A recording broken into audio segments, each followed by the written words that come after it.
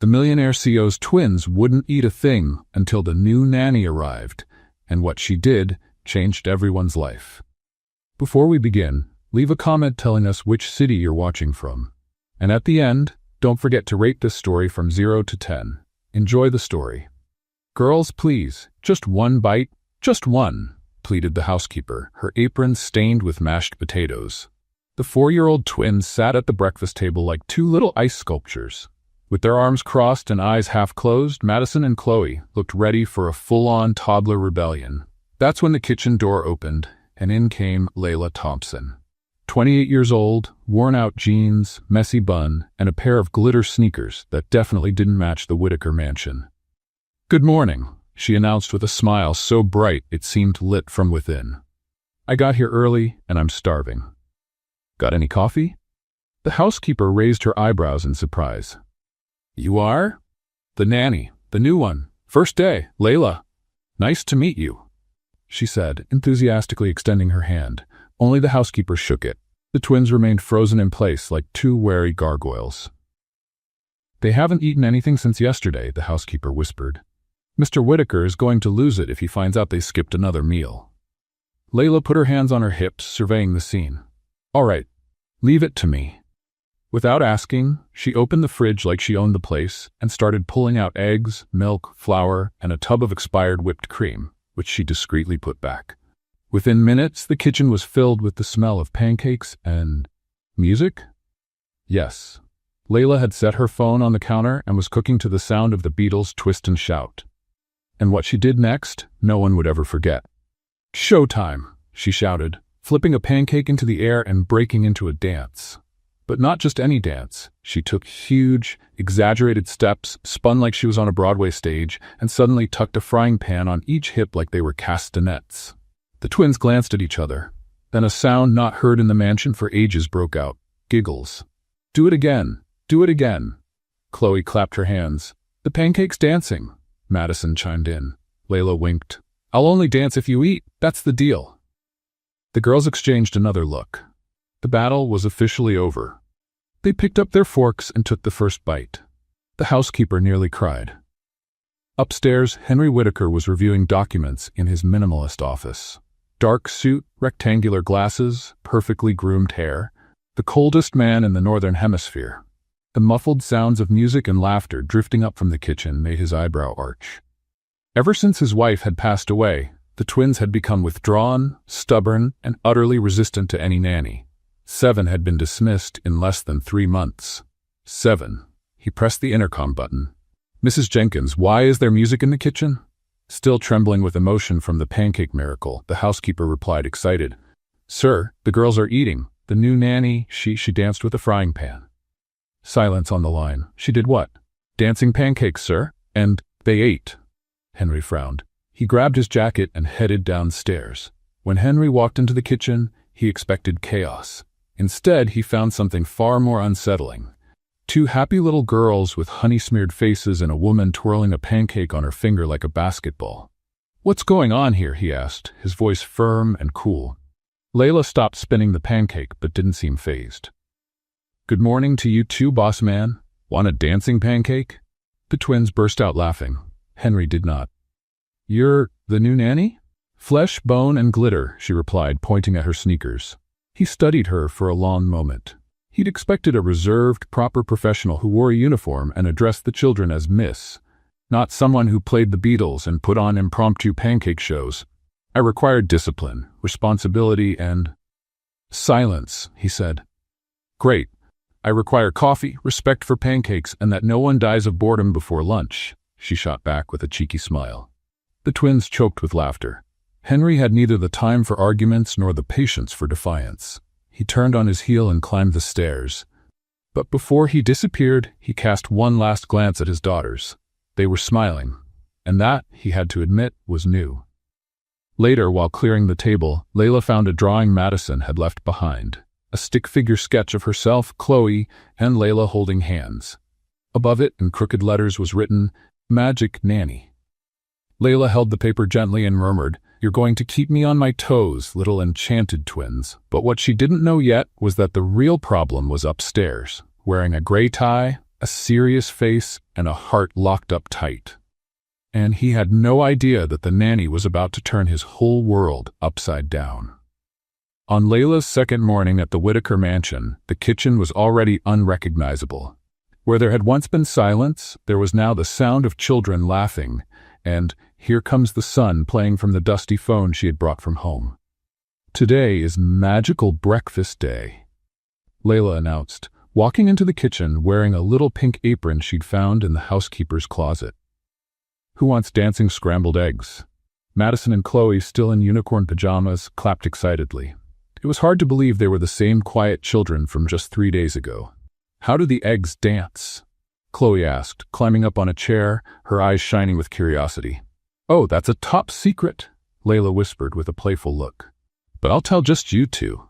We add a little love seasoning, stir to the rhythm of the music, and there you go, dancing eggs." Mrs. Jenkins, watching from the pantry door, couldn't hide her smile. In her 40 years working in the house, she had never seen the girls so excited at mealtime. "Miss Layla," Jenkins said, walking in with a steaming cup of coffee, "the gardener is asking if we can turn the music down a bit. He said the neighbors were talking." "The neighbors?" Layla stopped stirring the eggs and turned around, curious. "What did they say?" "That, for the first time in months, they heard laughter coming from this house," Jenkins replied, her eyes misty. "And that it's a lovely sound." Layla felt her chest tighten. She took the housekeeper's hand and gave it a gentle squeeze. "Then let's keep making good noise, okay?"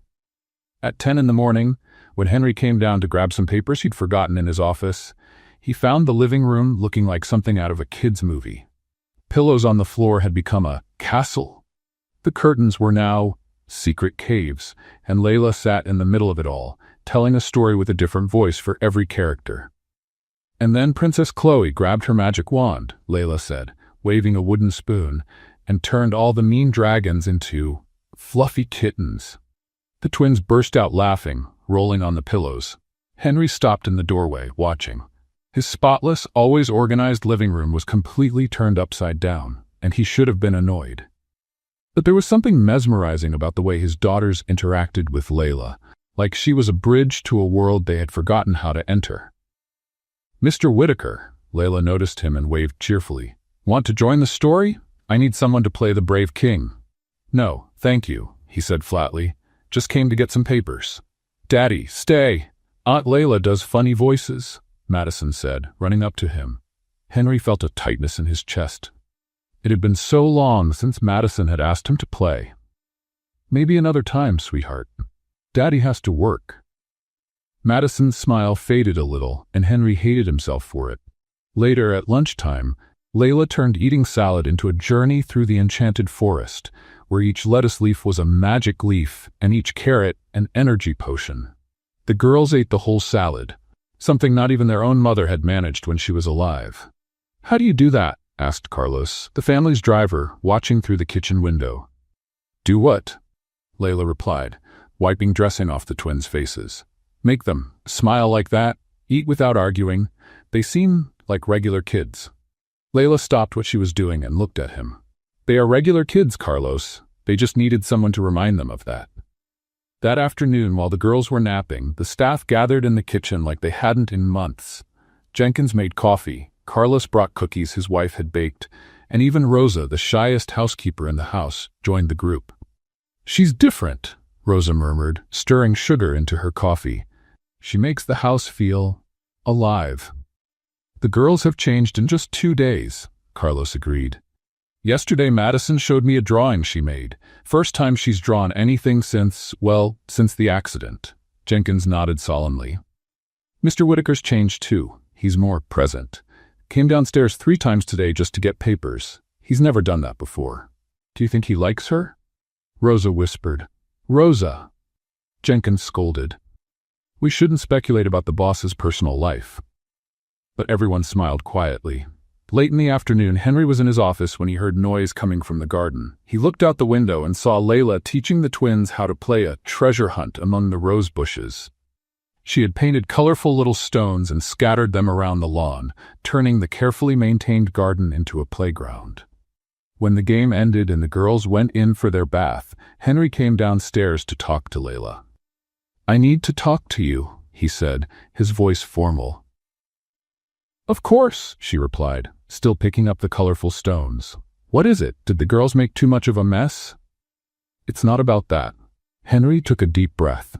For 2 days he had watched this woman turn his house upside down. Loud music, constant mess, shouting laughter, everything he couldn't stand, everything he, secretly, had started to miss when it wasn't there. "You have 1 week," he finally said. "1 week for what? To prove you're not just another disappointment." Layla stopped picking up the stones and looked at him. "Sorry, but disappointment? 7 nannies before you. Every single one promised they were exactly what the girls needed. Every one of them failed. Everyone left the girls more closed off than before." Henry crossed his arms, slipping into his cold executive posture. "You've been here 2 days and already turned my house inside out. Loud music, mess everywhere, my garden full of painted stones. If that's your method, I need to see real results, not just temporary fun." Layla was quiet for a moment, thinking it over. "And what do you consider real results?" "That they become the kids they were before," he hesitated, "before they lost their mother. That they eat without needing a performance. That they sleep without nightmares. That they're not afraid of strangers. That they're normal." Layla nodded slowly. "Then give me that week, but under one condition." Henry raised an eyebrow. "You don't interfere. No meetings, no comments about my music or my mess. Just let me work. And if it doesn't work, if after 1 week you still think I'm another disappointment," she said, slipping the last little stone into her pocket, "I'll pack my bags myself." Henry studied her for a long moment. There was something about her, confidence mixed with vulnerability, that caught his attention. 1 week, then. He turned to leave, but paused. "Layla?" "Yes. They really are different." "That's good." And for the first time since she arrived, Layla saw something different in his eyes. It wasn't coldness, it was fear. Fear of hope. Saturday morning began with a strange sound at the Whitaker mansion. Silence. Henry woke up at 6 a.m., as usual, but didn't hear any music coming from the kitchen. No laughter. No sound of frying pans being used as musical instruments. Worried, though he would never admit it, he went downstairs in his robe to see what was going on. He found Layla in the living room, still in her pajamas, sitting on the floor with a book in her lap. The twins were on either side of her, also in pajamas, listening closely as she read, using a different voice for each character. "Good morning, boss," Layla said without looking up from the book. "You're just in time for the story about the princess who saved the whole kingdom with math." "Daddy!" Madison jumped up and ran to hug his legs. "Aunt Layla's reading the best story ever. It's about a princess who builds castles with numbers," Chloe added, waving excitedly but staying in place. Henry looked around. The room was tidy, the pillows arranged in a circle, and a tray of cut-up fruit sat in the center. Everything felt cozy. "It's Saturday," he said, as if that explained his confusion. "Exactly," Layla replied, closing the book. "And Saturdays are special. No rush, no schedule, no suits." Henry looked down and realized he was, in fact, wearing a robe and slippers. He suddenly felt oddly out of place. "Daddy, can you stay with us today?" Madison asked, still clinging to his leg. "No work? Just play?" The question hit Henry like a punch to the stomach. When was the last time he'd spent an entire day with his daughters? When was the last time he didn't think about work, reports, meetings? "I have a few documents to go over." "Oh, please," Layla cried out, standing and putting her hands on her hips. "It's Saturday. Documents are forbidden on Saturdays." "Forbidden?" Henry raised an eyebrow. "Universal law," she answered seriously. Article 1? No one can work when 2 beautiful girls are asking for attention. Article 2, pajamas are the required uniform. Article 3, fun is top priority. The twins giggled. "I don't wear pajamas during the day," Henry said, clearly uncomfortable. "Great!" Layla clapped her hands. "Then today is your debut. Madison, Chloe, launch Operation Daddy in Pajamas." Before Henry could protest, the 2 girls grabbed his hands and started pulling him up the stairs. "Girls, I really don't think—" "Please, Daddy," Chloe begged. "Aunt Layla said today is a special family day." Henry stopped halfway up the stairs. Family. The word echoed in his mind in a way it hadn't in a long time. Half an hour later, Henry came down wearing gray sweatpants and a plain t-shirt. clothes he had found in the back of his closet and probably hadn't worn in years. He felt ridiculous and strangely comfortable. "Look at you," Layla exclaimed when she saw him. "Now you really look like a dad." "I've always been a real dad," he replied, a little defensive. "Of course you have," she said more softly. "But now you look like a dad who has time." The words completely disarmed him. "So," Layla continued, clapping her hands, "what do the three of you want to do on Pajama Saturday?" "Build something," Chloe shouted. "Draw," Madison shouted. "Have coffee," Henry muttered, still trying to adjust to the situation. Layla laughed. "Perfect, we'll do all of it. First coffee, then each of you does what you enjoy most, and in the end, everyone shows what they made." "How about that?" And so Henry found himself sitting on the floor of the playroom, something he hadn't done since the girls were babies. Chloe was surrounded by Lego pieces, building something she insisted on calling her battle robot against sadness. Madison had colored pencils scattered all around, drawing with the focus of a professional artist. "What are you building, Chloe?" Henry asked, genuinely curious. "It's a robot that detects when people are sad and tickles them until they laugh," she explained, attaching a red piece. "Look, these are the tickle arms, and this is the sadness detector antenna." Henry was amazed at his daughter's complex creation. When had she become so creative? "And you, Madison, what are you drawing?" "It's a surprise," she replied, covering the paper with her hands. "But I can make a special drawing just for you, Daddy." "You can?" "Of course. What would you like me to draw?" Henry thought for a moment. When was the last time anyone had asked him what he wanted? "Draw what makes you happy." Madison smiled and picked up a fresh sheet of paper. She began drawing with quick, sure strokes, her tongue sticking out in concentration. Meanwhile, Layla sat down beside Henry. "How are you feeling?" she asked quietly. "Strange," he admitted. "I can't remember the last time I was this unscheduled." "It's scary, isn't it, not having something to control?" Henry looked at her, surprised by her insight. "How do you know?" "Because you keep touching your wrist like you're checking a watch, even though you're not wearing one." Henry glanced down and realized he was fidgeting with his bare wrist. "It'll pass," Layla said. "That feeling that you should be doing something productive. Playing with your daughters is the most productive thing you can do." At that moment, Madison got up from the table. "All done," she announced, handing Henry the drawing. Henry took the paper, and his world stopped. The drawing showed 3 stick figures in front of a big house. A short one with curly hair, Madison, another short one with a ponytail, Chloe, and a taller one with long hair and a huge smile, Layla. They were holding hands, and underneath, in crooked letters, it said, "My happy family." Henry swallowed hard. Where was he in his own daughter's drawing? "Madison," he said, his voice a little hoarse. "Where's Daddy?" "Oh," she grabbed a brown crayon. "I forgot. Daddy's always working, so I couldn't draw him." The words hit Henry like a slap in the face. "But I can draw you now," Madison added cheerfully, completely unaware of the impact of her words. "How should I draw you? In a suit or in pajamas?" Henry sat silently for a long moment, staring at the picture. 3 happy people. His daughter had drawn her family, and he wasn't in it. "In pajamas," he said finally. "Draw me in pajamas." Madison smiled and began drawing a 4th figure next to the others. When she finished, she held it up, a tall man in sweatpants holding hands with the other 3 figures. "There," she said, pleased. "Now our family is complete." Henry took the drawing and studied it again. 4 people holding hands. 4 happy people. He looked up and met Layla's gaze. She said nothing, but Henry saw understanding in her eyes, and something more. Something that made him feel that maybe, just maybe, he had been missing far more than work on this Pajama Saturday. "Can I keep this drawing?" he asked Madison.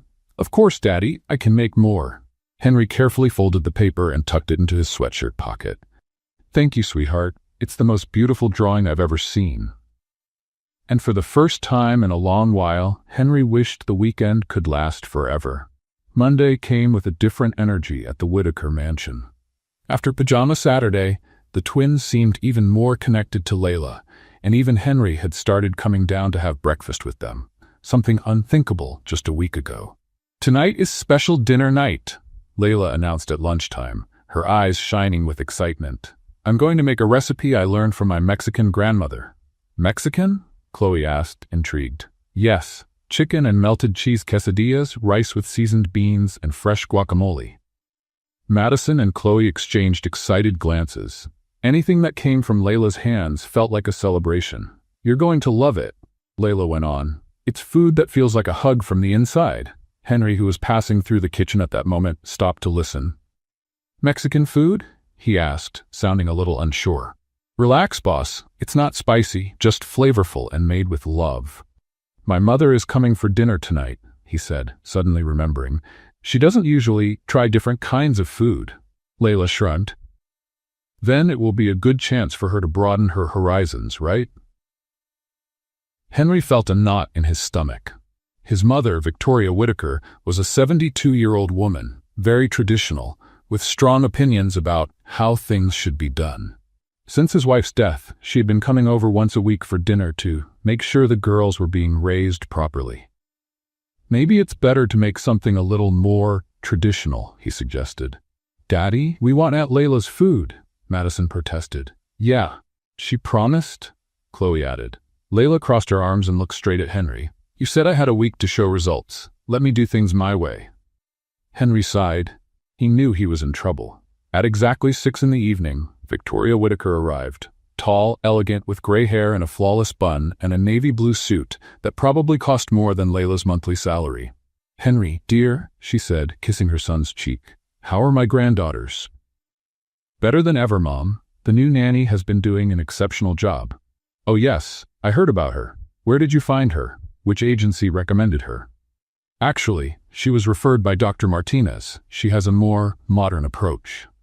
Victoria raised an eyebrow, but said nothing. When they entered the dining room, the table was set with colorful plates, floral paper napkins, and a wonderful aroma coming from the kitchen.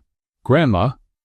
The twins shouted in unison, running to hug her. My sweet girls, Victoria said, hugging them with genuine warmth. How are you? Aunt Layla made Mexican food, Chloe announced. It's the best ever, Madison added. Victoria looked at Henry with a familiar expression, quiet disapproval. Just then, Layla appeared, carrying a steaming platter. Good evening, she said with a warm smile. You must be Mrs. Whitaker. I'm Layla, the girl's nanny. It's a pleasure to meet you. Victoria looked her over from head to toe. Layla wore a simple cotton dress, her hair tied back in a casual ponytail. Good evening, Victoria replied coolly. So you're the nanny? That's right, and I prepared a special dinner for tonight. I hope you enjoy it. Layla served the quesadillas, seasoned rice, and guacamole with contagious enthusiasm. The twins immediately started eating, making happy sounds. This is so good, Aunt Layla, Madison said with her mouth full. The cheese melts in your mouth, Chloe agreed. Henry tasted it and had to admit it was really delicious. Flavorful, well-seasoned, with a homemade touch he hadn't felt in a long time. Victoria, however, poked at the food with her fork as if it were suspicious. It's interesting, she said, taking a small bite. Where did you learn to cook like this? From my grandmother, Layla answered, excited. She came from Mexico when she was young and taught me all the secrets of Mexican cooking. She always said food made with love has a special taste. I see. And what is your academic background? Layla stopped eating, sensing the interrogative tone. I graduated high school and took some courses in child development. Some courses, Victoria repeated, with thinly veiled disdain. So no formal education, then? The atmosphere grew tense. Henry noticed the change and tried to step in.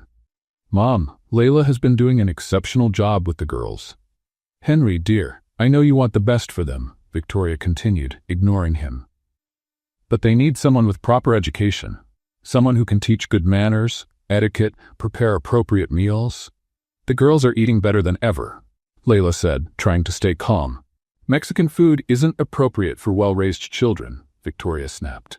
They need to learn to appreciate fine cuisine, not this. Layla felt her cheeks burn, but took a deep breath. With all due respect, Mrs. Whitaker, the girls had eating issues when I arrived. Now they eat with joy and are open to trying new flavors. Eating issues?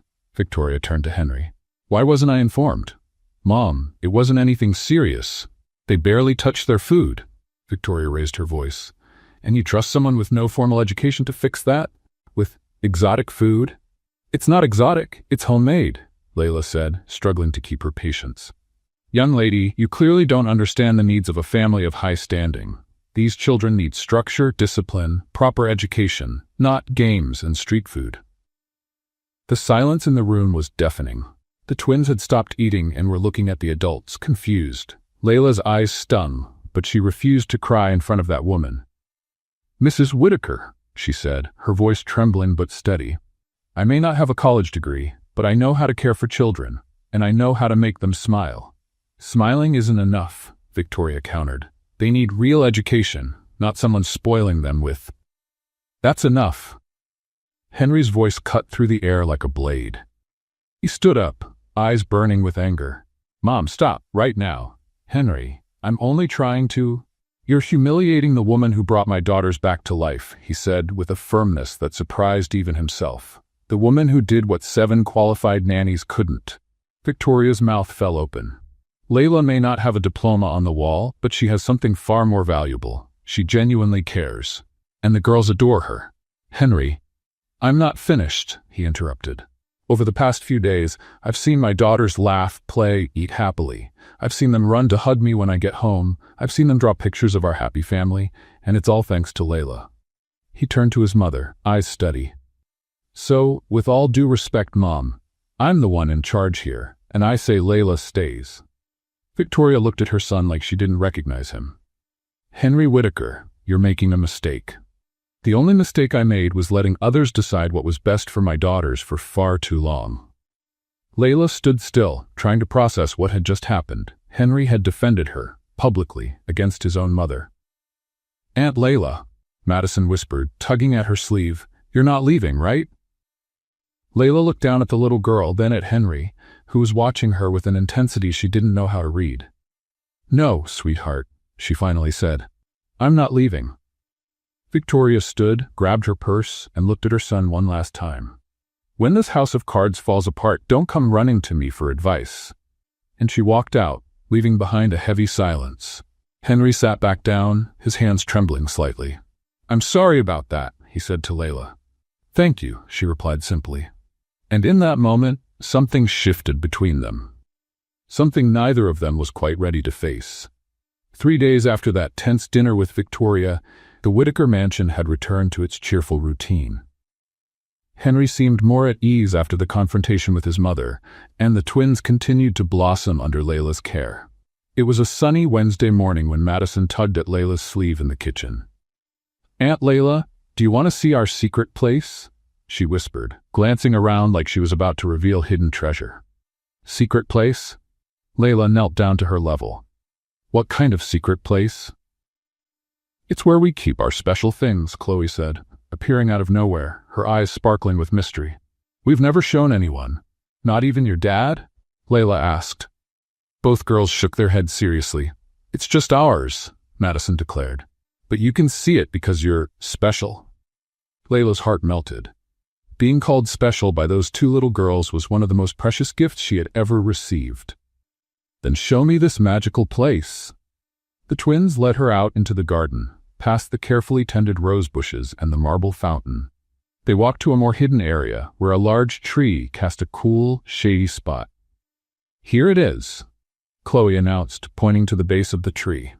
Madison knelt down and began digging with her small hands in the soft earth between the roots. Within seconds, she pulled out a blue metal box, about the size of a cookie tin. "Our treasure box," she said, holding it as if it were made of gold. Layla sat down on the grass next to the girls, touched and curious to be included in something so personal. "Can I see what's inside?" The twins exchanged a solemn look and nodded.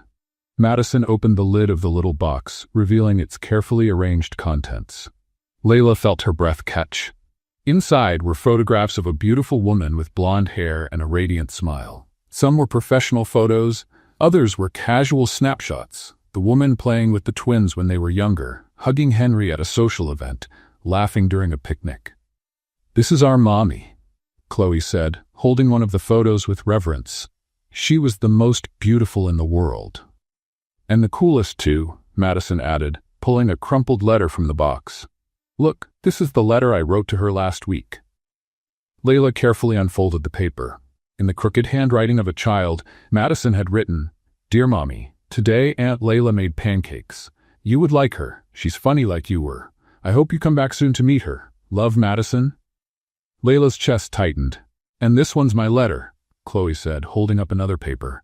"I told Mommy about my new robot. She always liked my robots." Layla read Chloe's letter, which ended with, "Daddy's happier now. I think it's because Aunt Layla makes him smile too. When you come back, you two will be friends." There was more in the box. Colorful drawings addressed to Mommy, tiny dried flowers the girls had collected, and even a recent photo of them with Layla, kept alongside their memories of their mother. "We come here every week," Madison explained, "to tell Mommy about our days. And we leave the letters here for when she comes back," Chloe added. "Then she can read everything all at once." Layla felt her eyes fill with tears.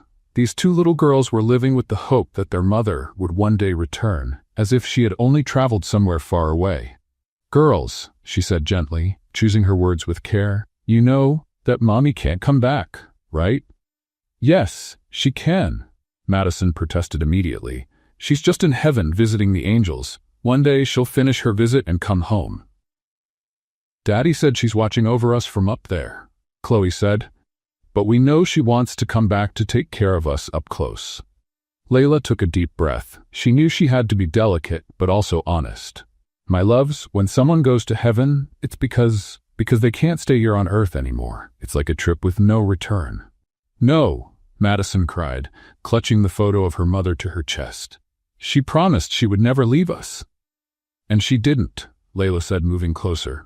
"She's here in the love you feel, in the beautiful memories you have of her, in the way you smile just like she did." "But we want her here for real," Chloe sobbed. "We want her to make pancakes with us too." "I know, sweethearts. I know it hurts so much, but sometimes the people we love have to go away, even when we don't want them to. And that's no one's fault." "Are you going to leave too?" Madison asked, her little face wet with tears. "No, darling, I'm here, and I'll stay as long as—" "You have no right to bring this up." Henry's cold voice cut through the air like a blade. Layla turned and saw him standing just a few feet away, his face tight with anger. "Henry, you were just meddling where you weren't invited," he said, striding toward them with firm steps. "Girls, put the box away and go inside, now." "But Daddy," Chloe began. "Now," he repeated, with an authority he rarely used on his daughters. Frightened by their father's tone, the twins quickly tucked the letters and photos back into the little box, buried it again, and ran to the house without looking back, leaving Layla and Henry alone under the tree. "How dare you?" Henry said as soon as the girls were out of sight. "How dare you talk to them about their mother's death? Henry, they need to understand. They're 4 years old," he exploded. "They don't need to understand anything except that they are loved and protected. But they're living in a fantasy." Layla shot back, rising to her feet. "They're writing letters to someone who will never answer, waiting for a return that will never happen. And that's your problem?" Henry stepped closer, invading her personal space. "You've been here a week, and you think you can rewrite how I handle my daughter's grief?" "I'm not trying to rewrite anything. I'm trying to help." "Help?" He gave a humorless laugh. "By destroying the last connection they have with their mother? They don't need to forget their mother. They need to accept that she's gone." "Stop," Henry shouted, his eyes shining with pain. "Stop acting like you know what's best for them. You don't know anything about us, about what we've been through, about what it's like to wake up every day knowing the most important person in your life is gone." Layla stayed silent, feeling the weight of his pain. "You have no right," he continued, his voice lower now but still full of emotion, "to bring that up. You have no right to interfere with how they deal with losing their mother. That's not your responsibility." "Then whose is it?" she asked gently. "Mine," he replied. "Only mine. And I decide when and how they'll deal with it." Henry turned to leave but stopped.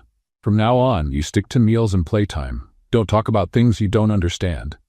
He walked away, leaving Layla alone under the tree, her heart aching, and one thing becoming clear: Henry wasn't just protecting his daughters.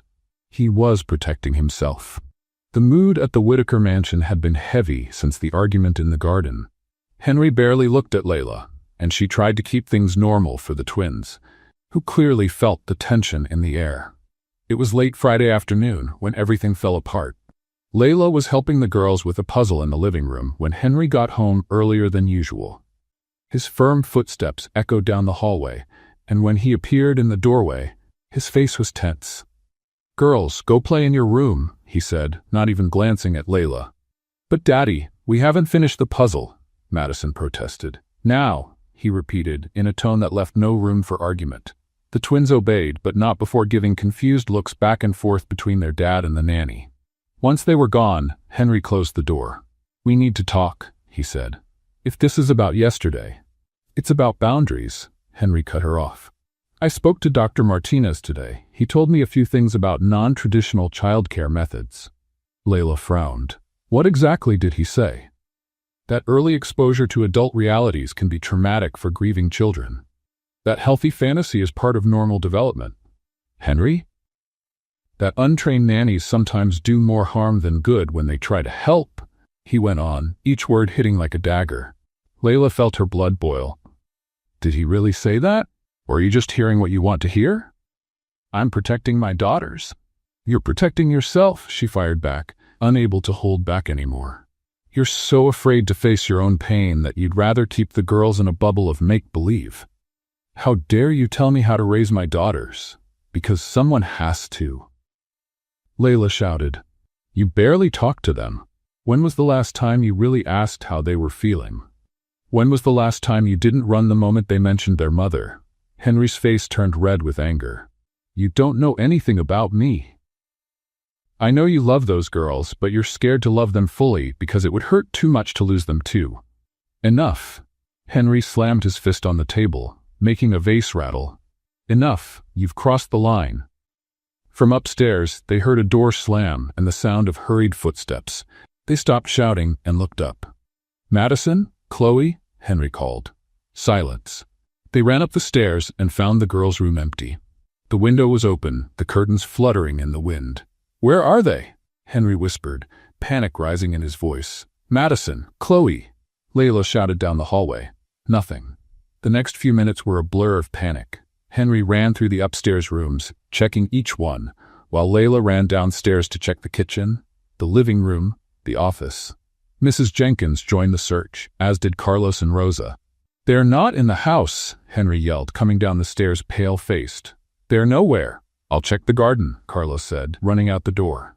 "I'll look in the garage," Rosa offered. "What if they left the property?" Henry whispered, his voice breaking. "What if someone took them?" Layla stopped and closed her eyes, trying to think like a 4-year-old. Where would two scared little girls go? Someplace safe, someplace small and cozy, where they could be together. "The kennel," she suddenly shouted. "What?" "The dog kennel, at the back of the garden." Layla ran like she never had before, Henry right behind her. The kennel was in a remote corner of the property, surrounded by trees. The mansion's former owner had raised golden retrievers there, but it had been empty for years. When they got there, Layla heard the saddest sound in the world. Quiet sobbing coming from inside the little wooden doghouse. "Madison? Chloe?" she called softly, kneeling by the opening. Two little heads peeked out from the back of the playhouse, their faces streaked with tears. "Aunt Layla?" Madison whispered. "We're right here, sweethearts," Layla said, holding out her arms. "You can come out. Everything's okay?" "Daddy's mad at you because of us," Chloe sobbed, crawling out. "It's our fault you fought." "We don't want you to leave," Madison cried, throwing herself into Layla's arms. Henry stood still, watching his daughters take comfort in Layla, feeling his heart break. "It's not your fault," Layla said, hugging them both. "It's never your fault when adults argue. Grown-ups sometimes say things they shouldn't when they're upset." "But what if Daddy sends you away?" Chloe asked. "What if we're alone again?" Madison added. Layla looked at Henry over the girls' heads. He hadn't moved, but she could see the tears in his eyes. "You know what we're going to do?" she said softly. "I'm going to sing the song my grandma used to sing to me when I was sad. It always worked." Layla pulled the girls closer and began to sing gently. "Duérmete mi niña, duérmete mi sol, duérmete pedazo de mi corazón." The melody was sweet and a little sad, a Mexican lullaby about unconditional love and protection. Even though they didn't understand the words, the twins started to calm down, snuggling close to Layla. Esta niña linda que nació de día, quiere que la lleven a la dulcería. Henry watched, mesmerized. He had never seen his daughter settle down so quickly after crying. Layla's voice had something magical, something that touched not only the children, but him too. Duérmete mi niña, duérmete mi sol, duérmete pedazo de mi corazón. By the time the song ended, the girls were calm, breathing softly. Shall we go home? Layla asked gently. Are you coming with us? Madison whispered. Of course I am. Henry followed them back to the house in silence. He helped Layla bathe the girls, put their pajamas on, brush their little teeth. Through it all, he watched how Layla interacted with his daughters, with endless patience, genuine affection, and a natural understanding of what they needed. After the girls had fallen asleep, Henry stood in the hallway for a long time, and just looking at their bedroom door. It was nearly 11 at night when he knocked on Layla's door. Come in, she said, surprised to see him. Henry stepped in slowly, hands in his pockets, shoulders hunched like he was carrying the weight of the world. How did you know where they were? He asked. Instinct. I tried to think like a scared little girl. They've never hidden from me before. They've never run from me when I got upset. Layla didn't respond. She just waited. Henry sat down in the armchair by the window, his face in his hands. You were right today, he said, his voice muffled, about everything. Henry, I don't know how to be a father anymore, he admitted, lifting his red eyes to her. Since Sarah died, I don't know how to be what they need. I'm afraid of doing it wrong, so I do nothing. I'm afraid to face their pain because I can barely handle my own. Layla felt her heart tighten. And today, when I saw you calm them down with just a simple song, I realized you did in 5 minutes what I haven't been able to do in 5 months. You're their father, Henry. You're what they need the most. But I don't know how to be that. I don't know how to be anything anymore, except a broken man who lost the woman he loved. The silence between them was heavy with pain and raw honesty. I don't know how to be a father anymore, he repeated, looking at her. Will you teach me? Saturday morning brought a completely different atmosphere to the Whitaker mansion. For the first time since she arrived, Layla found Henry in the kitchen before her, still in pajamas, trying to figure out the coffee machine. Good morning, she said, surprised. Need some help? Please, he replied with a sheepish smile. Every time I try to make coffee, it turns out like muddy water. Layla laughed and stepped closer, showing him the right amount of grounds and water. Their fingers brushed briefly as she helped him position the carafe, and both felt a small spark. Daddy, the twins shouted together, appearing in the kitchen still in their nightgowns. Why are you up so early? I thought I'd help make breakfast, Henry said, kneeling to hug them. What do you think? Madison and Chloe looked at each other, eyes wide with surprise and joy. Really? Chloe asked. Really, but I'm going to need help from both of you, and Aunt Layla. And so began the first morning of real teamwork between them. Henry seemed surprisingly open to Layla's suggestions about the girls' routines. They like helping with the cooking, Layla explained as she set out the ingredients for pancakes. It makes them feel important, and it's good for their motor skills. Makes sense, Henry agreed, watching Madison stir the batter with complete focus. I never thought of that. And Chloe loves measuring things, Layla went on. Look how focused she gets when she uses the measuring cup. Henry watched his younger daughter carefully count each spoonful of sugar, her tongue poking out in concentration. How did you figure all this out about them? He asked, genuinely curious. By paying attention, Layla answered simply. Every child has their own interests and talents. You just have to notice. At breakfast, Henry tried out one of Layla's suggestions. Everyone at the table shared one good thing they were looking forward to that day. I want to build a pillow fort, Madison announced. I want to teach Daddy how to make my dancing robot, Chloe said. I want to learn, Henry said, looking at Layla. Learn how to be a better father. Layla felt her heart tighten. And you want, Layla? Madison asked. I want to see you happy. That's all I ever want. Later that afternoon, when Henry suggested they cook dinner together, Layla was surprised again. Are you sure? Don't you have work? Work can wait, he said. The girls have been asking for lasagna for weeks, and I never knew how to make it. Lasagna's easy, Layla exclaimed, and the girls can help with the grated cheese. The kitchen turned into a delightful, organized mess. Henry followed Layla's instructions closely, asking about each step. Their hands kept brushing against each other as they cooked. When he passed the sauce while she held the dish, when they both bent down at the same time to get something from the oven, when she corrected the way he chopped the tomatoes. "Like this," Layla said, placing her hands over his to guide the knife. Firm but gentle movements. Henry stopped breathing for a second. Her hands were warm and soft, and the sweet scent she wore was making his head spin. "Like this?" he asked, his voice a little rough. "Perfect," she whispered, only then realizing how close they were. Across the kitchen, Madison nudged Chloe and whispered in her ear. The two exchanged conspiratorial glances. "Aunt Layla," Madison called innocently, "do you think Daddy's handsome?" Layla nearly dropped the bowl of sauce. "Madison!" Henry scolded, his face turning red. "It's just a question," Madison protested. "Carlos said when grown-ups cook together and keep looking at each other, it's because—" "Madison Elizabeth Whitaker," Henry interrupted, mortified. Chloe giggled. "Carlos said it's because they like each other." "Girls," Layla said quickly, trying to change the subject, "why don't you set the table?" Later, after the girls went to take their baths, Henry and Layla finished making dinner in a comfortable but charged silence. "Sorry about the girls," Henry said as he sliced cheese. "They've been very observant lately." "They're smart kids," Layla replied, avoiding his gaze. "They notice everything." "Yeah, they do." Henry set down the knife and turned to her. "Layla, I wanted to tell you, you're different from anyone who's ever worked here." She stopped stirring the sauce. "Different how?" "You don't treat this like just a job. You really care. About them, and apparently about me too." Layla felt something stir in her chest, something dangerous yet wonderful. "Henry, I'm not trying to make you uncomfortable," he said quickly. "It's just, you've brought life back into this house, to the girls, to me."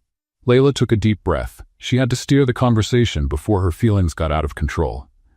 "You've been a wonderful father today," she said, focusing on the sauce. "The girls are glowing. Only because you showed me how. You just needed to remember how to connect with them."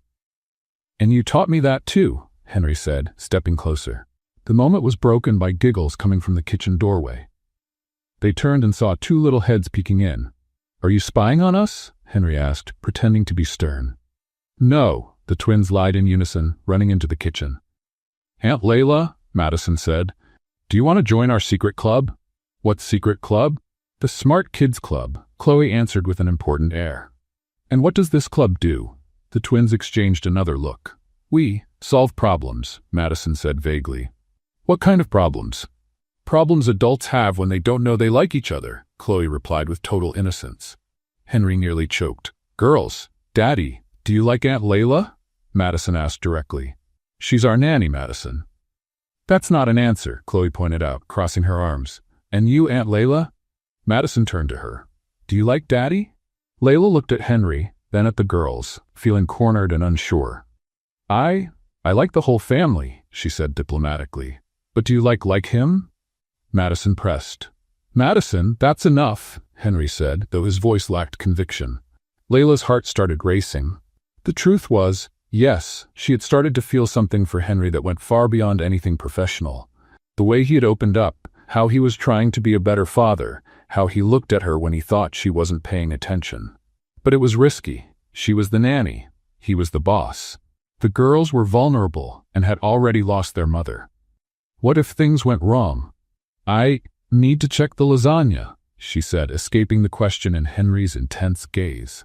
But as she opened the oven, Layla knew something between them had shifted, irreversibly. And from the quiet giggles behind her, she could also tell that two very observant little girls had their own plans for the future of the family. The problem was, Layla wasn't sure if she was ready to be part of those plans.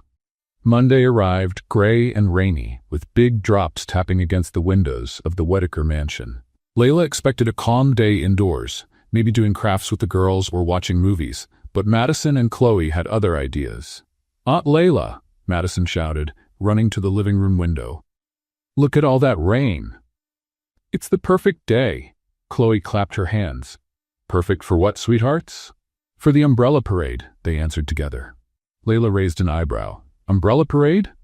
Mommy used to do it with us when it rained a lot, Madison explained, her eyes shining with excitement.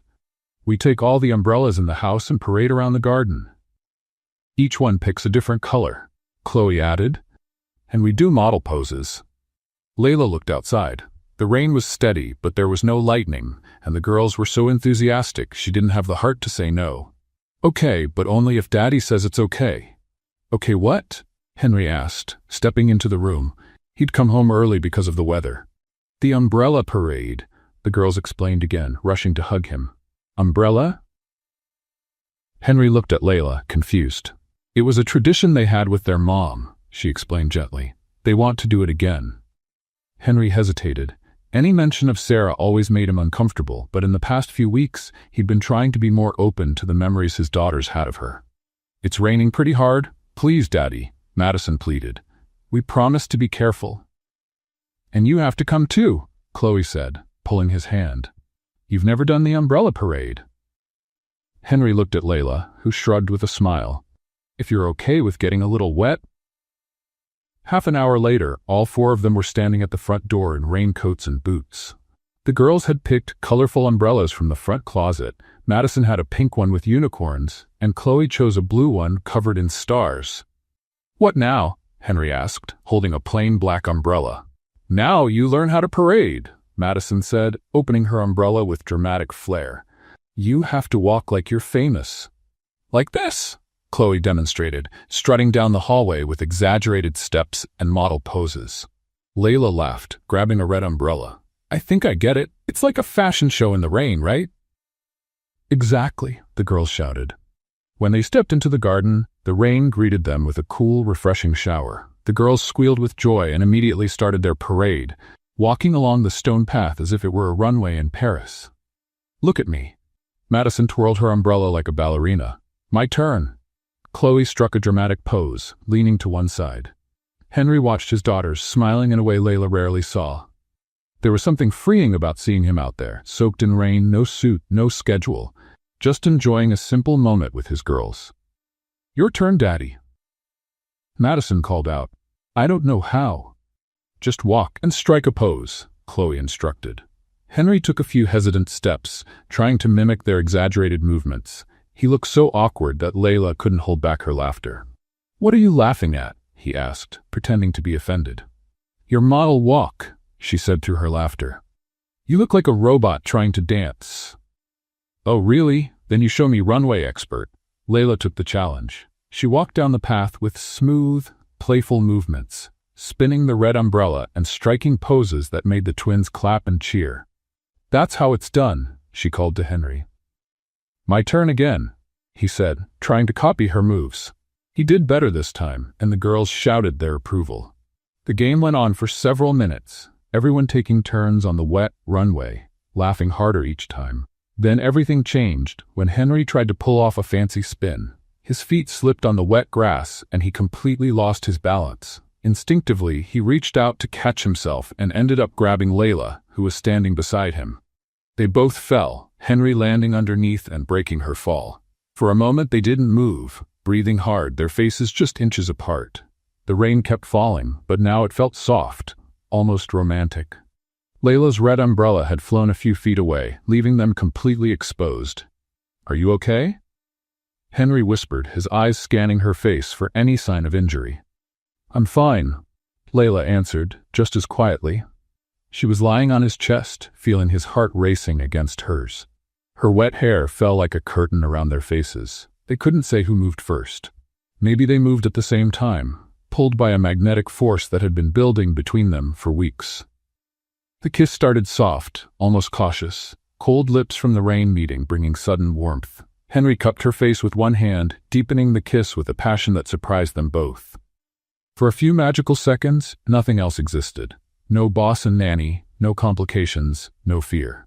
Just Henry and Layla, finally admitting something they'd been denying far too long. Daddy, Aunt Layla, the twins shouted, running toward them. Are you hurt? Reality hit like a slap. Henry pulled away so fast he nearly shoved Layla. He jumped to his feet, his expression shutting down instantly. We're fine, girls, he said, his voice oddly cold. We just slipped. Layla got up more slowly, still trying to process what had happened. His taste was still on her lips, but his expression had already changed completely. "Let's go inside," Henry said without looking at her. "You'll catch a cold." The girls obeyed, running ahead toward the house. Henry and Layla followed in silence, but the tension between them was now completely different. After the girls had taken warm baths and changed clothes, Henry asked Layla to meet him in the office. "Close the door," he said, his back to her as he looked out the window. Layla did as he asked, her heart still racing. "Henry, about what happened?" "It was a mistake," he cut in, turning to face her with a stony look. "It shouldn't have happened." "But you're their nanny, that's it," he said, each word like a knife. "I'm your employer. There's a clear line between us, and I crossed it. It won't happen again." Layla felt like she'd been punched in the stomach. "I understand," she managed to say, keeping her voice steady despite the pain. "From now on, we keep things professional. You take care of the girls, and I'll keep my distance. Simple as that." "If that's what you want?" "It's what has to be." Henry turned back to the window, clearly ending the conversation. Layla walked out of the office on shaky legs, her heart in pieces, unaware that the moment she closed the door, Henry leaned his forehead against the cold glass, fighting the urge to run after her and apologize for being a coward. But he didn't run, and that would be the decision he'd regret the most. The 3 days that followed the kiss were the hardest Layla had faced since arriving at the Whitaker mansion. Henry stuck to his word completely. He kept his distance, spoke only when necessary, and treated her with a polite coldness that hurt more than yelling ever could. The twins noticed the change right away. "Why doesn't Daddy eat dinner with us anymore?" Madison asked on Wednesday, poking at the pasta Layla had made. "He said he has a lot of work," Layla answered, forcing a smile. "But he always had a lot of work," Chloe pointed out. "He used to eat with us anyway." Layla didn't know what to say. How could she explain to 2 5-year-olds that their dad kissed the nanny and regretted it? "Did you and Daddy fight again?" Madison pressed. "You don't talk to each other like you used to." "We didn't fight, sweetheart. Sometimes grown-ups just get busy." But the girls weren't fooled. They noticed the tension, the avoided eye contact, the way Henry left a room whenever Layla entered. On Thursday night, after putting the twins to bed, Layla made a decision she had been avoiding for days. She knocked on Henry's office door. "Come in," he said without looking up from his papers. "I need to talk to you. If it's about the girls' schedule, go ahead." "It's about my resignation." Henry stopped writing but still didn't look at her. "Your resignation?" "I'm leaving on Friday. I've already packed my things." At last, he raised his eyes, and for a brief moment, Layla saw something like panic flash through them. The girls will be fine. You can hire another nanny, someone more suitable." "Layla, I've made up my mind, Henry. I can't stay here any longer." She expected him to protest, to ask why, maybe even to beg her to reconsider. Instead, he simply nodded. "I understand. I'll arrange your payment." His indifference cut like a knife. Layla felt her eyes burn, but she held her ground. "There's one thing I'd like to ask." "What is it?" "That I can visit the girls sometimes, when you're not at home. They've grown attached to me, and I've grown attached to them too." Henry was silent for a long moment. "Visit whenever you like," he finally said. "They'll miss you. Not we'll miss you. Not I'll miss you. Just they'll." "Thank you," Layla murmured, leaving before the tears could fall. Friday morning came with a heavy mood in the house. Layla tried to keep things normal, making breakfast for the twins as always, but they sensed something was wrong. "Why are you sad, Aunt Layla?" Chloe asked, climbing into her lap. "I'm not sad, sweetheart, just a little tired." "Are you going away again today?" Madison wanted to know. Layla's heart tightened. It was time to tell them the truth. "Girls, come sit with me. I need to talk to you." The two of them sat next to her on the living room couch, their faces serious and attentive. "You know Aunt Layla loves you very much, right?" "We know," they answered in unison. "And you know that sometimes people have to leave, even when they don't want to?" The smile vanished from Madison's face. "You're leaving?" "I am, darling, but that doesn't mean I don't love you." "No," Chloe cried, throwing herself into her arms. "You can't go. You're part of our family. Please, don't go." Madison sobbed. "Did we do something wrong?" Layla hugged them both, fighting back her own tears. "You didn't do anything wrong. You're the most wonderful children in the world. It's just that sometimes grown-ups have to make difficult decisions. Is it because of Daddy? Madison asked with wisdom beyond her 4 years. Is it because you kissed in the garden? Layla was speechless. They had seen? We saw through the window, Chloe explained. And then Daddy got weird. Is it his fault you're leaving? It's nobody's fault, my love. Sometimes things just don't work out. The twins spent the entire day trying to convince Layla to stay. They made drawings for her, promised to behave even better, even offered their favorite toys as a bribe. What if we talk to Daddy? Madison suggested. We can convince him to say sorry. No, sweetheart, the decision's already made. But we don't want you to go, Chloe insisted, her eyes red from crying. Henry only appeared at lunchtime, greeted his daughters coolly, and didn't look at Layla at all. The girls ran to him. Daddy, you can't let Aunt Layla leave, Madison pleaded. Please tell her to stay, Chloe begged. Henry glanced briefly at Layla, who was standing in the kitchen doorway. Aunt Layla made a decision. We have to respect it. But Daddy, that's enough, girls. Let's have lunch. Layla saw the confusion and hurt on the twins' little faces, and her heart shattered even more. Late in the afternoon, while the girls napped, Layla prepared 2 letters. She wrote one for each twin, trying to explain in a way they could understand that her leaving had nothing to do with them. For Madison, she wrote about what an amazing artist she was and how she should keep drawing magical worlds. For Chloe, she spoke about her special gift for building things and how she would be a famous inventor one day. In both letters, she promised she would always love them and would visit whenever she could. She left the letters on the girls' pillows and picked up her suitcase. Henry wasn't home when she left. He had probably planned it that way. Layla took one last look at the mansion that had been her home for a few precious weeks and walked away with a broken heart. 2 hours later, the twins woke up from their nap and found the letters. After Mrs. Jenkins read them aloud, they finally understood that Layla was truly gone.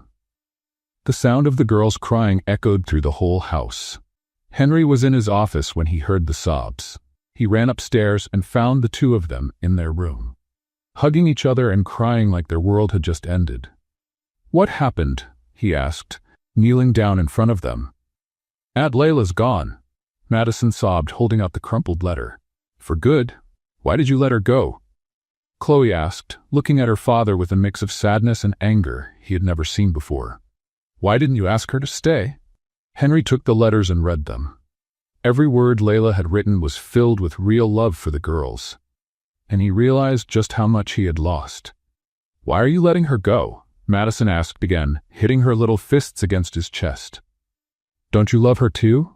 And for the first time, Henry admitted to himself the truth he'd been trying to ignore. Yes, he did love Layla, and he had let fear ruin the best thing that had happened to him since Sarah passed away.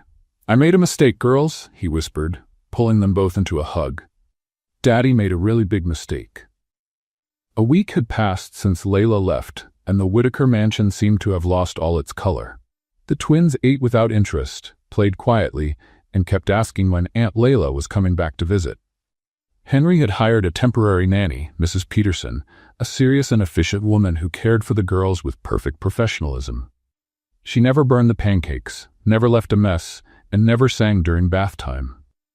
She was flawless on paper, and the girls hated her. She doesn't do funny voices when she reads stories, Madison complained during Monday's breakfast. And she doesn't let us help in the kitchen, Chloe added, poking at the perfectly cooked eggs Mrs. Peterson had made. Henry watched his daughters, not knowing what to say. Every day, it became more obvious just how big a hole Layla had left in their lives. Not just in the girls' lives, his, too. Daddy, Chloe said suddenly, do you remember the dance recital is today at school? Henry's heart skipped a beat. The recital. How had he forgotten? Of course I remember, sweetheart, he lied. I'm really excited to see you dance. Aunt Layla was going to come with you, Madison said sadly. She promised. Henry swallowed hard. Layla had promised she'd be there, and now the girls would have to go on stage without the person who always gave them the most encouragement. That afternoon, Henry arrived at Pine Valley Elementary School wearing his best suit. The auditorium was full of proud parents holding cameras and phones. He found a seat in the 3rd row and waited. The recital began with the older kids. Little dancers, 5 and 6 years old, performed with adorable grace, earning warm applause from the audience. Finally, it was the twins' class. Henry's chest tightened when he saw Madison and Chloe walk on stage wearing pink and blue tutus, respectively. The music began, an instrumental version of Twinkle, Twinkle, Little Star, and the kids started the simple choreography they'd been practicing for weeks. Madison was doing great, her movements smooth and confident. But Chloe was standing still in the middle of the stage, looking around the audience with panic in her eyes. She was searching for someone who clearly wasn't there. Henry sat up straighter in his chair, trying to get her attention. Chloe saw him and waved, but didn't move. The other kids danced around her, but she stood like a statue. The dance teacher motioned discreetly from the wings, trying to encourage her to join in. The music kept playing, but Chloe was clearly overwhelmed. Henry couldn't take it anymore. He stood and walked over to the side of the stage, where he could speak softly to his daughter. "Chloe, sweetheart, you can do this," he whispered. "Daddy's right here. You can dance." Chloe looked at him with tears in her eyes. "I want Aunt Layla," she said, loud enough for several people in the audience to hear. Henry's heart broke. He looked at his daughter, then at Madison, who had stopped dancing and was watching her sister with concern. "Aunt Layla can't come today, honey, but Daddy's here. I want Aunt Layla," Chloe said again, now crying openly. She promised. The music kept playing. The other kids danced awkwardly, and the whole scene was becoming uncomfortable for everyone. Henry made a desperate decision. He pulled out his phone and dialed the number he knew by heart. "Hello?" Layla's voice came through on the other end. "Layla, it's me. I know I don't have the right to call, but I need you. Chloe is on stage at school, and she panicked. She's asking for you." There was a pause.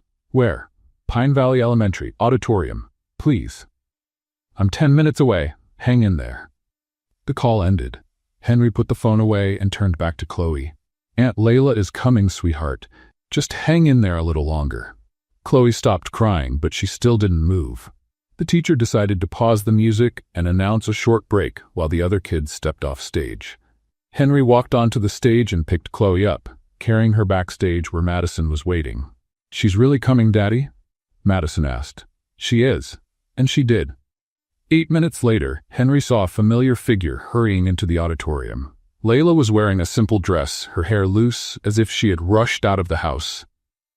Her eyes scanned the stage right away. Henry waved to her from the wings, and when Chloe spotted her, her face lit up completely. "Aunt Layla!" she shouted, running onto the stage. Layla quickly climbed the side steps and knelt down to catch Chloe in her arms. "I'm here, sweetheart," she whispered. "Sorry I was late." "I couldn't dance without you," Chloe sobbed. "But now I'm here, and you're going to shine out there, okay?" Layla looked at Madison, who had also rushed over for a hug. "You two look beautiful," she said, adjusting their tutus. "Ready to show everyone how well you can dance?" The twins nodded eagerly. The teacher came over, clearly relieved. "Can we start again?" "Yes," Layla replied. "They're ready now." Layla stepped off the stage and found a seat in the front row. The music started again, and this time, both Madison and Chloe danced perfectly. Their movements were graceful and confident, and they smiled brightly at Layla the whole time. When the music ended, the audience burst into applause. The twins took their bows and waved straight at Layla, who was standing and clapping with tears in her eyes. After the recital, as families gathered in the school courtyard, Henry walked over to Layla. She was crouched down, talking to the twins when he arrived. "Girls," he said, "go grab your jackets. I need to talk to Aunt Layla for a moment." The girls obeyed, but not before giving Layla one more round of hugs. Henry and Layla were alone in the courtyard, a heavy silence between them. "Thank you," he said finally, "for coming. I know you didn't have to." "Of course I did," she interrupted. "I promised them I'd be here." "Layla," Henry took a deep breath. "The girls need you. They haven't been the same since you left. They're not eating well, not playing like they used to. They're not smiling." "Henry." "And me too," he said, the words tumbling out. "I need you too. The house feels empty without you. I wake up thinking about your smile and fall asleep hearing your laugh. I made a huge mistake letting you go." Layla said nothing, trying to process. "Please," he continued, his voice cracking a little. "Come back. Come back home. Come back to us." Layla looked at him, then at the twins running through the courtyard, then back at him again. "Henry, you made it very clear I was just the nanny, that there was a line between us that couldn't be crossed." "I was scared," he admitted. "Scared to open up again, scared to be happy, scared you'd leave like Sarah did, so I pushed you away before you could hurt me. And now? Now I know I'm already hurting. Being without you hurts so much more than taking the risk of having you and losing you." Layla looked into his eyes and saw honesty, vulnerability, and something she dared to call love. But she didn't answer. Not yet. After the recital, Layla had agreed to come home with them, just for dinner. But Henry could tell from her eyes she was still deciding if she would really stay. During the drive, the twins chattered nonstop about the performance, how happy they were that Layla had come back, and how the new nanny couldn't even make a decent sandwich. Layla laughed at their stories, but Henry noticed how she avoided looking directly at him. When they got home, Henry made a decision. "Girls, Aunt Layla is staying for dinner. How about you draw something special for her while I cook?" "You're cooking?" Madison asked, surprised. "I'm going to try," he said with a nervous smile. "I can help," Layla offered. "No," he said quickly. "I mean, tonight, I want to cook for you. It's the least I can do after everything." Layla sat in the living room with the twins while Henry headed to the kitchen, absolutely terrified. He could make coffee and toast, maybe scrambled eggs, but a special dinner? That was uncharted territory. He opened the fridge and studied the options. There were fresh ingredients Mrs. Peterson had bought, but Henry had no idea how to turn them into anything edible, let alone something special. He took a deep breath and decided to give it a try. After all, how wrong could it go? An hour later, the kitchen looked like it had been hit by a tornado. Henry was covered in flour, had burned the first batch of chicken, and the pasta sauce had stuck so badly to the pan that he had to start over. "Need some help?" Layla asked, appearing in the doorway.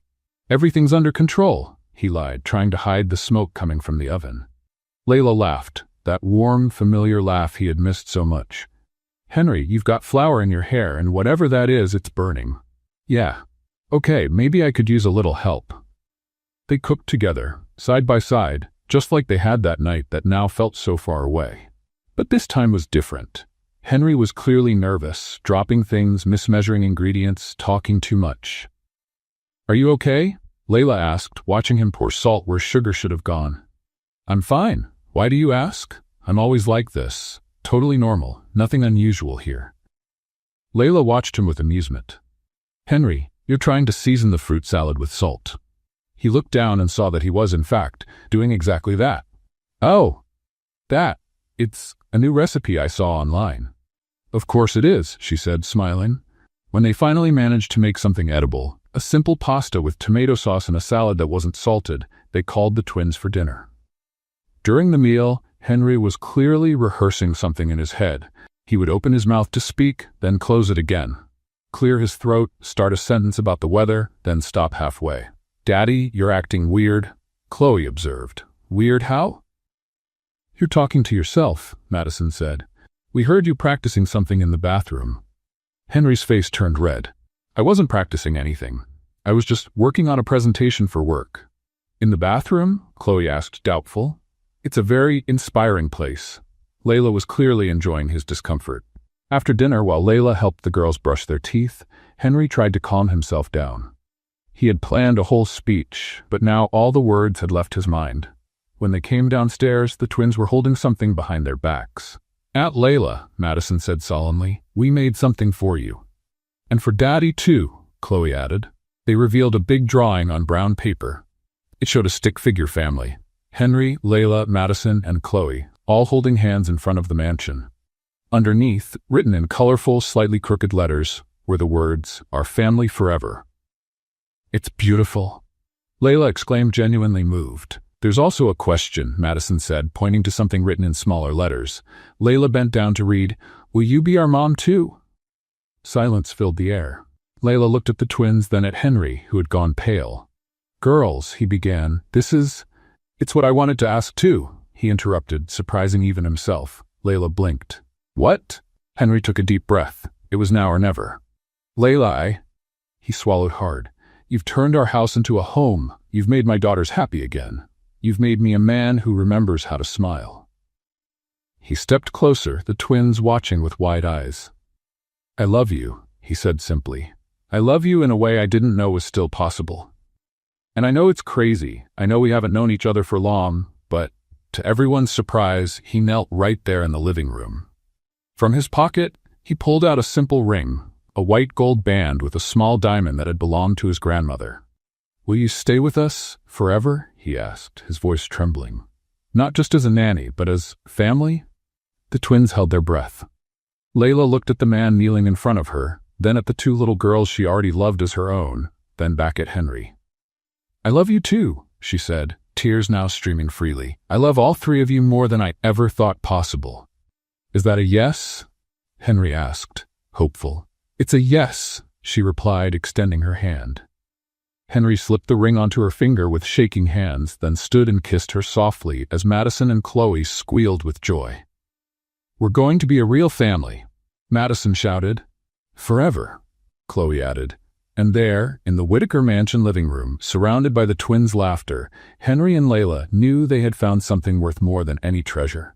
A true love born from the desire to care, grown through the courage to open up, and made eternal by the promise never to be apart again.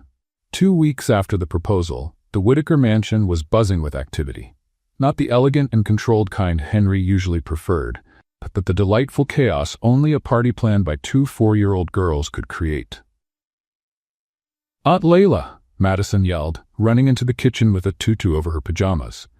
"Is the priest here yet?" "Not yet, sweetheart," Layla replied, trying not to burn the homemade brigadeiros she insisted on making for the wedding. "But he'll be here soon." "Are you sure you can get married in a flower dress?" Chloe asked, appearing with a crooked tiara on her head. "Grandma Victoria said brides have to wear white dresses and big veils." Layla smiled. Victoria Whitaker had shown up 3 days earlier, clearly unhappy with how fast the wedding was happening, but doing her best to hide it for the sake of the grandkids. She still didn't fully approve of Layla, but had noticed how happy the twins were, and how Henry was smiling again. "Your grandma is right about the tradition," Layla said, kneeling down to fix Chloe's tiara. "But you two picked the party theme, remember? And at a pajama party, the bride can wear whatever she wants." The whole pajama party wedding idea had started when the girls found out it was going to be a small ceremony, just in the backyard. They were disappointed there wouldn't be a real party, until Layla suggested doing the kind of party they loved the most. "But if it's a pajama party, why aren't you getting married in pajamas?" Madison insisted. "Because even at a pajama party, the bride has to look a little fancy," Layla explained. "But I promise, after the ceremony, I'll change and we'll have a pillow fight." The girls squealed with joy and ran off to tell their dad. Layla looked around the kitchen. The brigadeiros were cooling. A simple chocolate cake was decorated with edible flowers, and heart-shaped sandwiches were neatly arranged. It wasn't the kind of wedding many girls dreamed of, but it was perfect for them. Out in the garden, Henry was overseeing the final touches. Simple chairs arranged in a semicircle, a wildflower arch Layla insisted on making herself, and colorful pillows scattered around the grass for anyone who preferred to sit on the ground. "Mr. Whitaker," said Carlos the driver, approaching with a smile, "the decorations look beautiful. Different, but beautiful." "They really do," Henry agreed, looking at the colorful garlands the twins had made. "Never thought I'd get married at a pajama party, but it feels right." "The girls are glowing," said Mrs. Jenkins, appearing with more pillows. "I've never seen so much joy in this house." Henry smiled. It was true. In the 2 weeks since the proposal, the mansion had become a completely different place. Constant laughter, music always playing, and a real sense of family he hadn't felt in years. Guests began to arrive. Dr. Martinez and his wife, a few of Henry's close colleagues, Layla's family who had traveled from Mexico for the wedding, and of course Victoria. She wore an elegant navy blue dress. Her only nod to the pajama party theme was a colorful scarf. "Henry," Victoria said, kissing her son's cheek, "I hope you know what you're doing." "I know exactly what I'm doing, Mom," he replied with a confidence that surprised her. "I'm marrying the woman who brought our family back to life." Victoria looked around, taking in the unusual decorations, the kids running around in pajamas, the adults chatting happily on pillows in the grass. "It's not what I imagined for you," she admitted. "It's not what I imagined for myself either," Henry said, "but it's perfect." When the priest arrived, a young laid-back man who had gladly agreed to the informal ceremony, everyone gathered in the garden. The twins, as official flower girls, walked down the petal-covered path, tossing even more petals everywhere and waving to the guests like little celebrities. Then the music started. It wasn't the traditional wedding march, but the Mexican lullaby Layla always sang to calm the girls. "Duérmete mi niña, duérmete mi sol." Played gently on a guitar, the melody was soft and full of love, echoing through the garden. And then Layla appeared. She was wearing a simple floral cotton dress with yellow and blue flowers that matched the garden perfectly. Her hair was down, with a few natural flowers woven in, and she held a bouquet of daisies she'd picked that morning from the garden.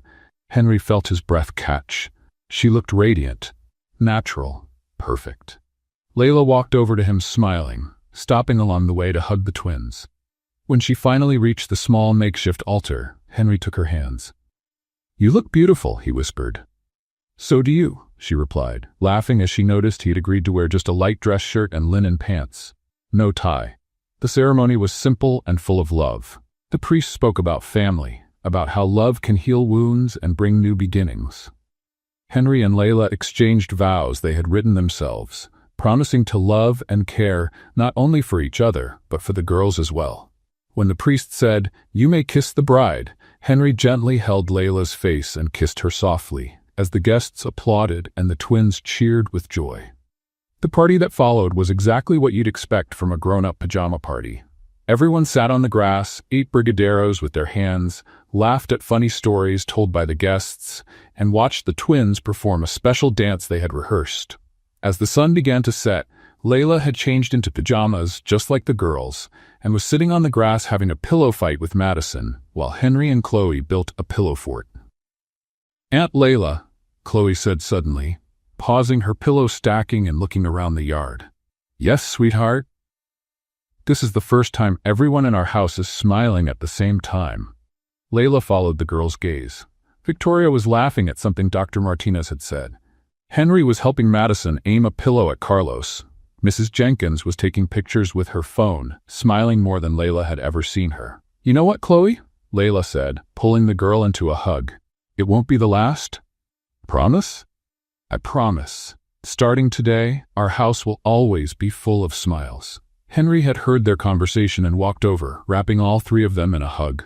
"Always," he agreed, kissing the top of Layla's head, "forever." And there, in the Whitaker Mansion garden, surrounded by scattered pillows, chocolate treats, and toys everywhere, the family that had come together through love, patience, and many dancing pancakes knew they had found something money could never buy, a real home. Built not with bricks and cement, but with laughter, hugs, and the certainty that no matter what happened, they would always have each other. What did you think of Layla and Henry's story? Leave your thoughts in the comments. On a scale from 0 to 10, what would you rate this story? Don't forget to subscribe to the channel and hit the bell to keep up with all our stories, and check out more heartwarming ones right here on the final screen.